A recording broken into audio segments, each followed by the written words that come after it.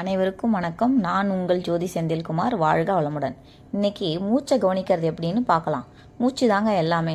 இந்த உயிருக்கு ஆதாரமே இந்த மூச்சு தான். நம்மளோட மனம் அதிகமாக ஓடும்போது மூச்சை கவனிக்கணும்.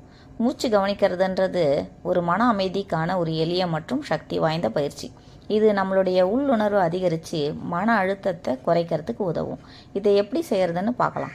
ஒரு அமைதியான இடத்துல உட்காந்து கண்களை மூடி உங்கள் மூச்சு உள்ளே வரும்போதும் வெளியே போகும்போதும் அதை கவனிக்கணும்.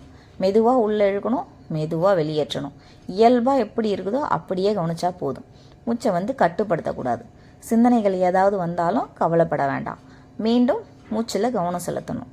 தினமும் 10 நிமிஷம் தொடர்ந்து பயிற்சி செய்யும்போது மன அமைதி தெளிவு அதிகரிக்கும். மனதின் தன்மையை பொறுத்து மூச்சின் தன்மை, மூச்சின் தன்மையை பொறுத்து மனத்தின் தன்மை அமையுது. மூச்சை நெறிப்படுத்துவதன் மூலமாக மனசை அடக்கலாம். நம்ம மனசில் ஏற்படுற ஒரு வித தாக்கத்தினால மூச்சில் ஒரு வித மாற்றம் ஏற்படும். அமைதியான மனநிலையில் இருக்கும்போது மூச்சு விடுறதே தெரியாது. கோபம் படபடப்பாக இருக்கும்போது மூச்சு தாறுமாறாக ஓடும். இயல்பாக மூச்சை கவனித்து வந்தாலே மெல்ல மெல்ல உடல் மனம் தூய்மையாக இருக்கும். ஏதாவது வேலை பார்க்கும்போது சிந்தனை வந்தாலும் மூச்சில் கவனம் செலுத்தலாம். இதன் மூலம் இப்போ என்ன செய்கிறோமோ அந்த வேலையில் கவனம் அதிகரிக்கும். மூச்சை கவனித்து வந்தாலே மாற்றத்தை நீங்களே உணர்வீங்க. அமைதி உங்களுக்குள் தான் உள்ளது. இந்த வீடியோ பிடிச்சிருந்தா மறக்காமல் சப்ஸ்கிரைப் பண்ணுங்கள்.